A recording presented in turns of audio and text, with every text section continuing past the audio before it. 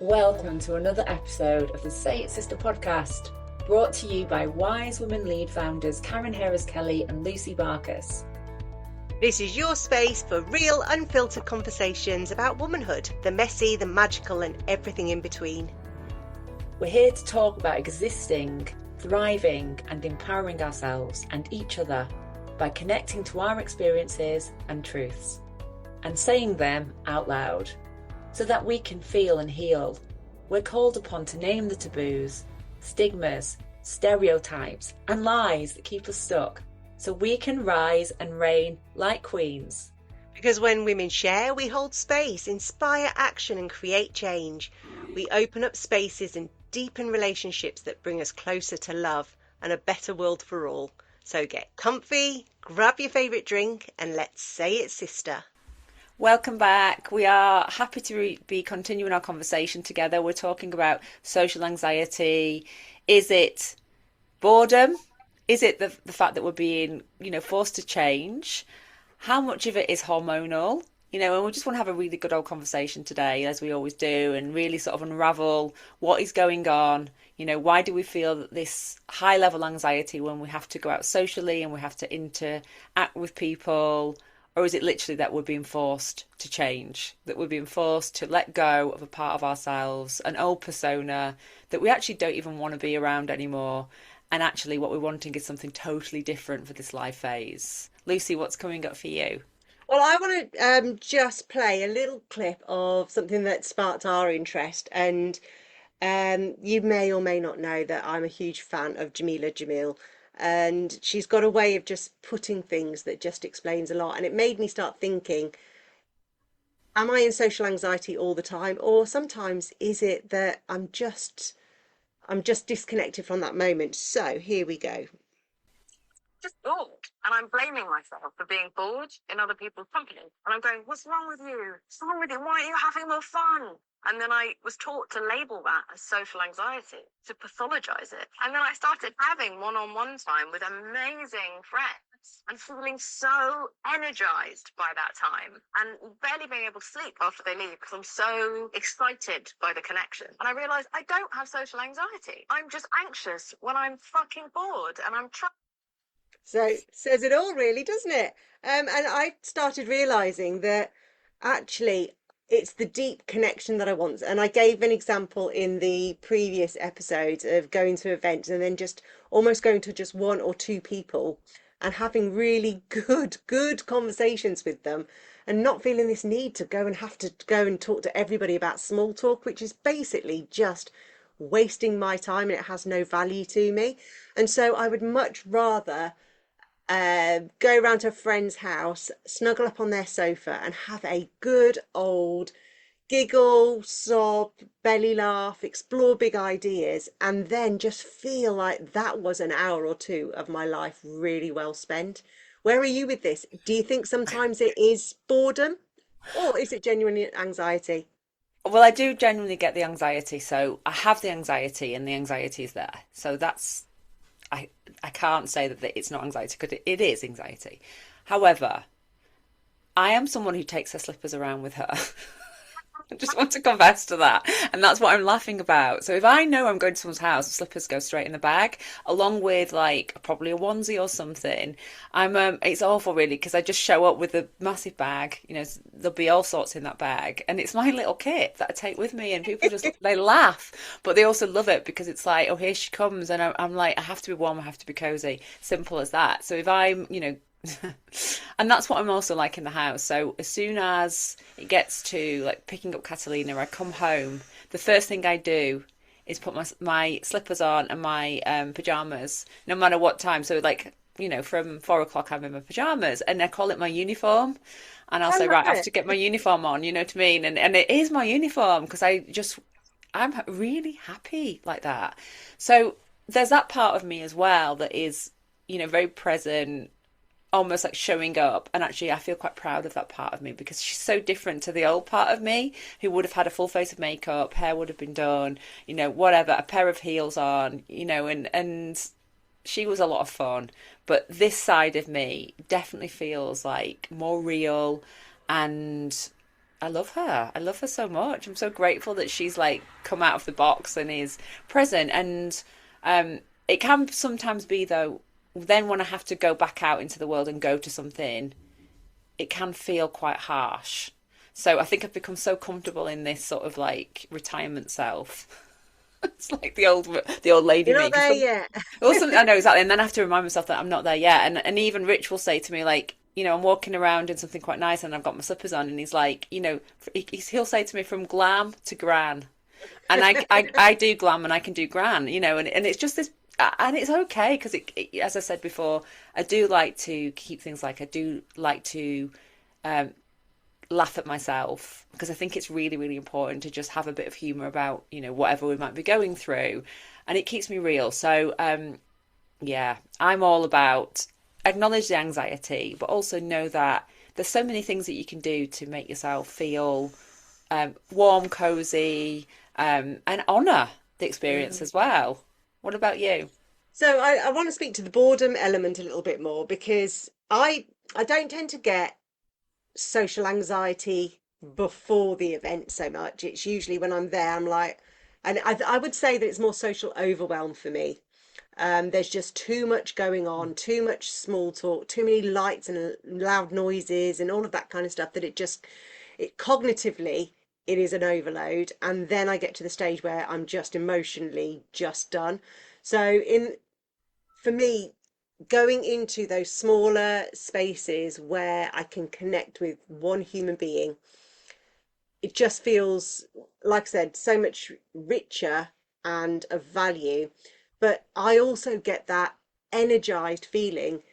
It is a very extroverted activity where I get my energy from other people. So as we're doing like this connection and we're exploring stuff, and I become alive, and a bit like Jameela said, you go home and you're just like buzzing because you've had such a good experience. And sometimes that happens when I'm just meeting my friend for a dog walk, and we'll be there in our scruffs, welly boots on, especially in the winter time, and we just talk. And afterwards, to be fair, the dogs couldn't have even been there, because we're just focused so much on the connection between one another. And I think that's what really matters to me now.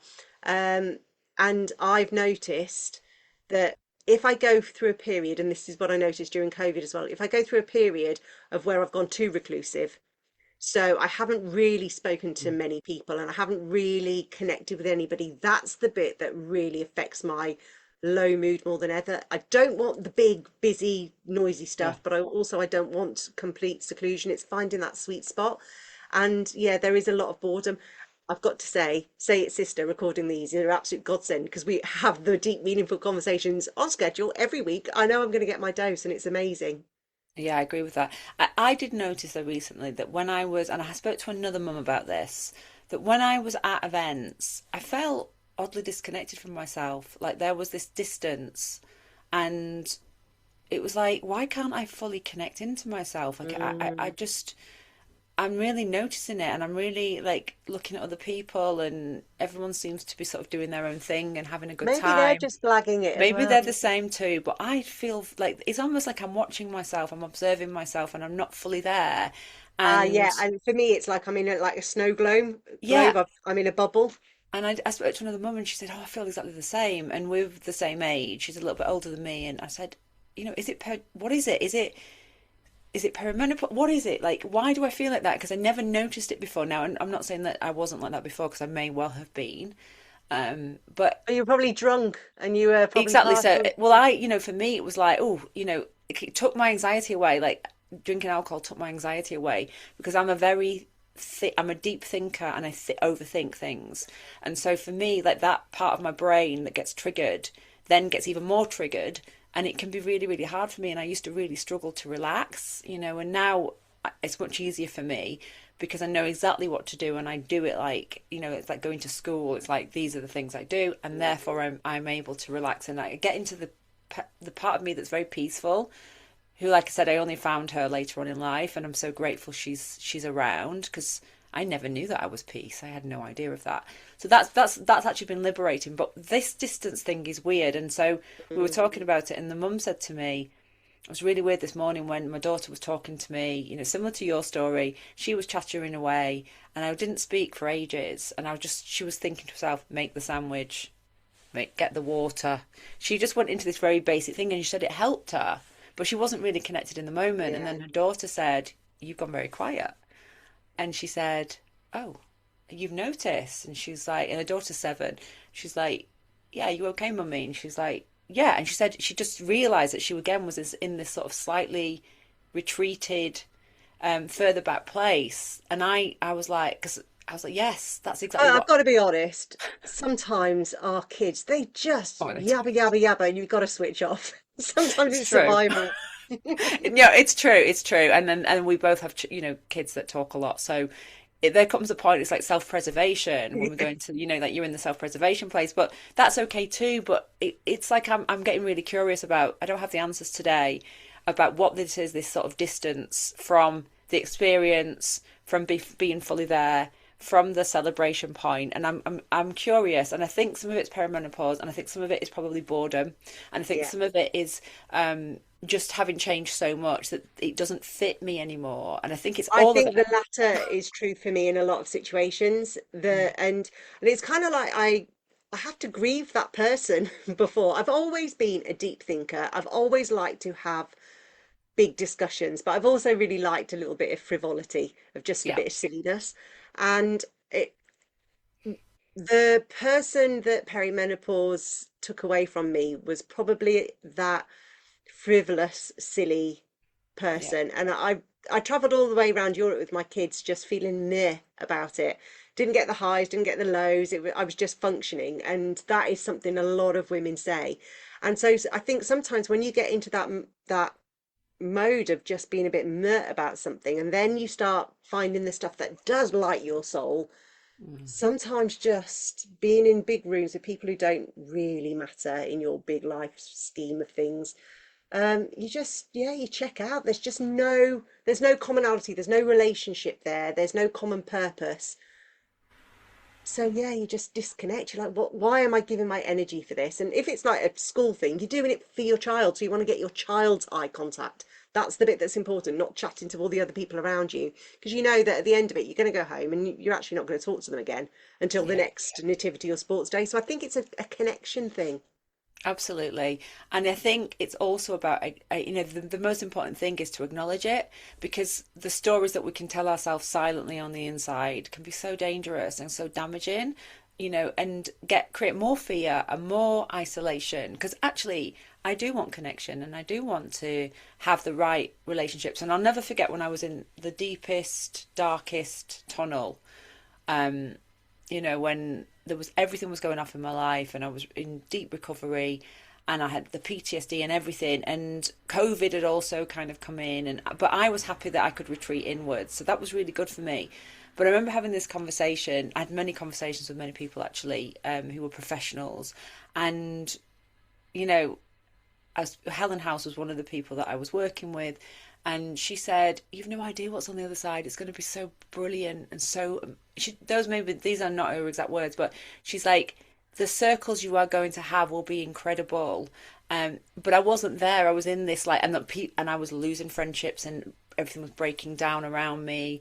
I kept my main one, which was my husband and obviously my daughter and my mum and dad. But it was like an exodus that was happening, and it needed to happen. But it was still breaking my heart. To lose people is very, very difficult, because when we lose our friends, we grieve and we go into grief, even if it's the right thing to do, for our well-being. And it was a really fascinating time. And I remember saying, what's on the other side is just going to be so amazing. Yeah. And so I think we have to go in and do the deep work, be present with ourselves, get support, have conversations with people that we know have got our backs, and do all of those things. And we have to grieve, and we have to say goodbye, and we have to let things go. And then there is a point over time, over years, where I can now look at my life, and I'm getting emotional, and look at you at the other side of this conversation and go, oh my God, she was right. She was right. It was a long time coming, but when it came, and there's so many people that I love and adore, and I want to spend time with, and I want to connect with them, and I want to be fully present, and I know I'm going to leave here going, what a brilliant conversation. And this is what I live for, and the rest of it, I don't live for it. but it is part of life, isn't it? We have to go to certain things. So it's kind of balancing all that out. I can see Yeah, and you're emotional too. yeah, and what's coming up for me is that that's so yeah, social anxiety, but the part that comes after the social event where you felt like you're in a bubble or where you felt off. And that's the bit that I think affects me the most, where my thoughts then get out of control. And it's about how do I soothe that in that moment. So I'll give you a really good example. I was at an 18th birthday party. I'm in that stage of life at the moment, and it was fabulous. And I've known this family for 16 years, so I felt like I belonged. And I decided not to drink, so I was driving, and I think I had one rum and coke or something. And as the evening came on, the disco was there, people were like filling up the dance floor, and I just danced.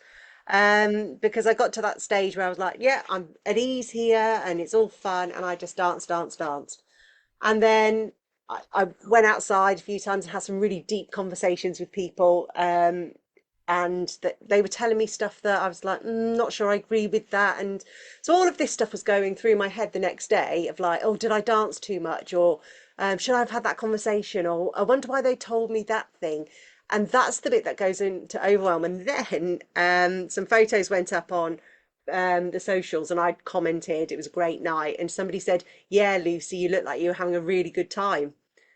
Now it might have been, yeah, Lucy, you look like you were having a really good time, but in that moment it was a judgment, and that then started making me Oh think. And I no. and I wanted to speak to that really, because it's that sense of I'm showing up differently, Yeah. or I don't feel like myself in those social situations, or maybe I'm becoming more of myself.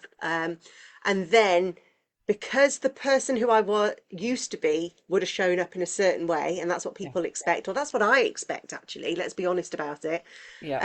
And then this other part of me shows up. But that's where a lot of that anxiety or the social anxiety after the event comes. I'm just really curious, do you get that, or is yours all in the moment? No. Yeah, of course I do. Of course I do. And also, if I haven't seen people for a long time, I can get very nervous about seeing them again because it's been such a distance of time, and I'm like, I don't know what to say. Will they like me anymore? Have they been judging me? Um, do they think I've changed? Of course I have changed. We've all changed. You know what I mean? It's ridiculous, really, what we put ourselves through. Um, yeah, so I go through that, and we all want to be liked, don't we? We all want to be popular. I don't think we'll ever lose that. But my integrity and my sense of self is more important these days. But it doesn't mean that I don't grapple with. And for example, when I went to the party, I took, as I said last time, I took my parent, my mum, and my daughter. And there was another old friend going who I also adore. And I'd said to her, Are you going to the party? Are you going? Who are you going with? And she was like, I'm going with my husband, my husband's friend, my sister's husband. And I was like, right, okay. And I just thought I was going to try and sort of tag on with her and we could catch up. And I haven't seen her for such a long time and all the rest of it. And then I was like, I just thought, oh God, I don't belong. I don't belong. You know, I went into this like, I don't belong, or I'm not part of that. So therefore, I can't sit with her. So who else am I going to sit with? You know, like, and it was just like this idea of going, oh my God, I'm going to go to a party on my own. And my best friend was like, you'll be fine, you'll be fine. And I just thought, actually, I won't be fine. I won't be fine with it at all because I'll be on such a high alert that I'll probably have a drink and leave quite quick, which would have been such a loss for me because I didn't want to go there feeling awful and then leave on a downer. I wanted to So be able what to I'm leave on a hearing is high. your anxiety comes before with all the Yeah, questions. Mine doesn't. Mine comes afterwards on the debrief. But it's just that awareness that it can crop up at any time, yeah, um, and depending on your mood and where it is and all those kind of things. And so for me, in the aftermath, what I've realised is don't drink too much, because that just makes it so much worse. And it's that element which is like, I don't want to be that person anymore, but also to be a bit kinder to myself as well. And so what I tend to do is go out for walks, or I snuggle up on the sofa and watch nice movies. I do really comforting things, not to distract me from all those thoughts, but actually just to give myself a bit of care, I guess. yeah. The things, a big hug around myself almost. And that's what I'm hearing, the self-care, the self-love, the recovery, the importance of almost like wrapping yourself up in a big warm hug that is so important when we're going through things like this, not to sort of berate and not to sort of get the whipping stick out, but to be like, wow, that was a lot. And I'm feeling a lot. And so what I'm going to do is give myself all this love. Like that has got to be the biggest remedy for any woman listening. And I hope that people listening, women listening can say, I'm going to take that away because actually that's also what I do. Some people have a hot bath, some people like candles. It doesn't really matter, but ultimately it's the intention behind the experience or that we're having that we can be like, oh, I can actually be really kind to myself in this moment. I'm still feeling these feelings, but I can respond in a really loving way. Isn't that what life's about? To say that was hard and we're going to celebrate ourselves. Sleep is a big one for me. I think most things get resolved in our sleep.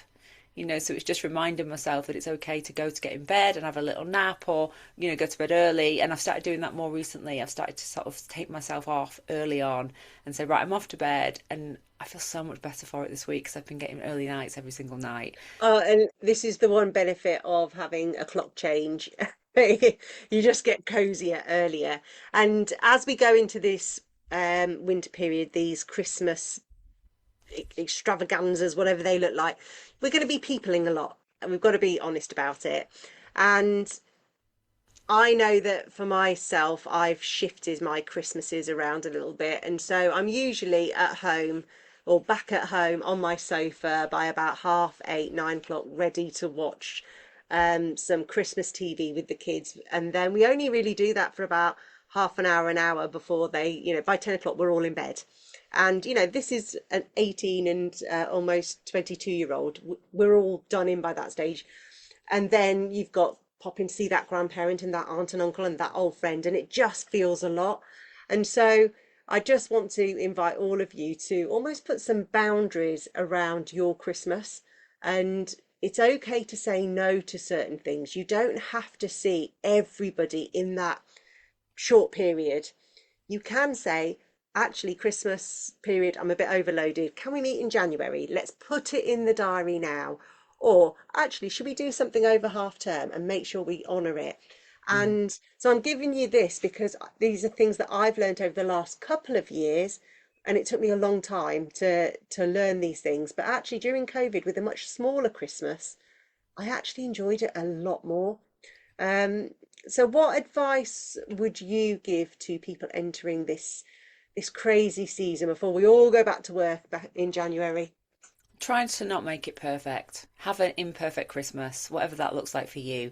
Look at like what is the thing that you want the most for this time for yourself, because it is a holiday and it is a season of gathering, but that internal gathering and just people keep. I've heard the word perfect mentioned a few times in connection with me in the last 2 weeks.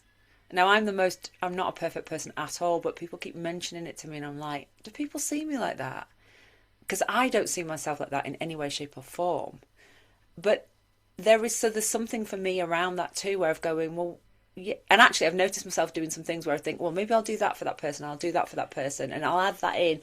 And actually I found myself this morning internally saying, no, it's enough. It's enough. Yeah. I'm not going to do that. So there's been some shifts that have been happening in me because I tend to go over and above. And so I've just gone, no, it's enough. That's done. End of. So that is a shift. And I want to bring that into people's attention. It's a time when we go overboard and try to sort of like reset yourself a little bit within that and just think, is that enough? Do I need to go that extra? Is it enough? And then just honour yourself in some way, because that's really important. And so I guess the theme for where I am in my life, and I think for a lot of women in that midlife period, is that sometimes smaller can be much richer.